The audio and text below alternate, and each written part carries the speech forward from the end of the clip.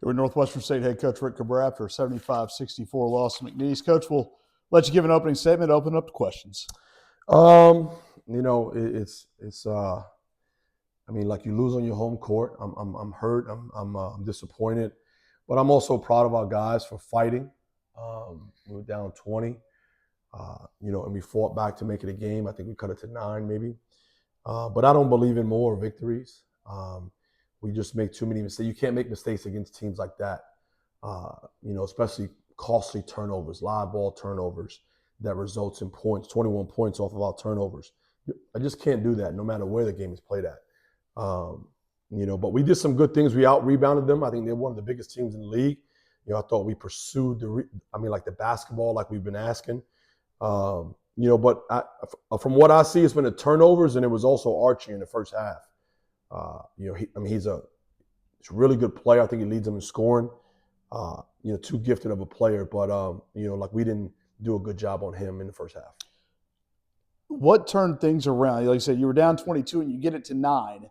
What could you see without looking at the film that turned the tide? We came a little bit more aggressively defensively. We started firing their ball screens and getting turnovers. We started getting stops just in the half court. And I wasn't calling a lot of plays because we were scoring in transition. We were just, moving the ball and driving. That was the game plan. Drive. Don't let the ball stick. And if we, had a spurt like that in the first half, I think this could have turned to a one-possession game. But we didn't. And credit to them. They're a good ball club and obviously one of the top teams in the league. So, we didn't handle business like we should have hoped.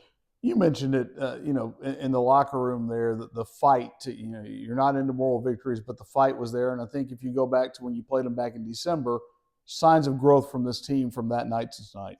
Oh, yeah, man. This is a different team. I have to trust some guys. I kind of shorten the rotation a little bit. And we got some good players that don't play. But, in conference, I can't play 10, 11 guys.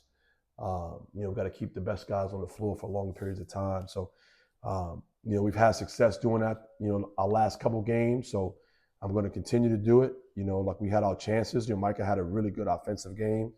But we didn't do well in the first half. So we putting ourselves in position to catch up, and and that team is too good to really catch up on a 10, 11 point gap. Well, you did get it to 9, and then I think at that point maybe.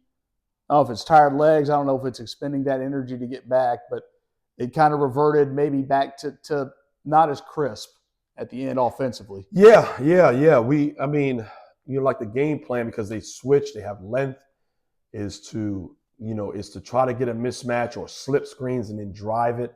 Overall we held them to 41% from the field. But they also had 16 offensive rebounds.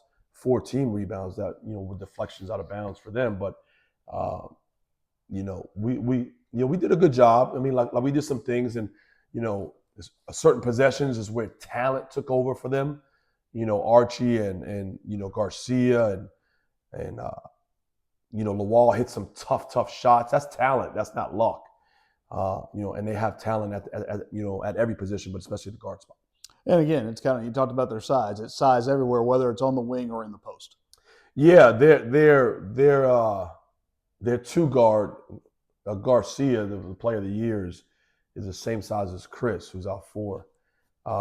Now, Chris isn't a true 4, and Willie's not a true 5. We just had to go to that for other reasons. So that's the goal. That's what I want to look like in regard to size, and that's what we're going to get to. But I'm so proud of our guys of fighting. I hurt that we lost, because we're fighting for a spot, for the 7th spot, possibly 6th. But we got to take it one game at a time. We got 2 more at home that we got to win, and we'll prepare this week. Coach, as always, appreciate your time. Thank you.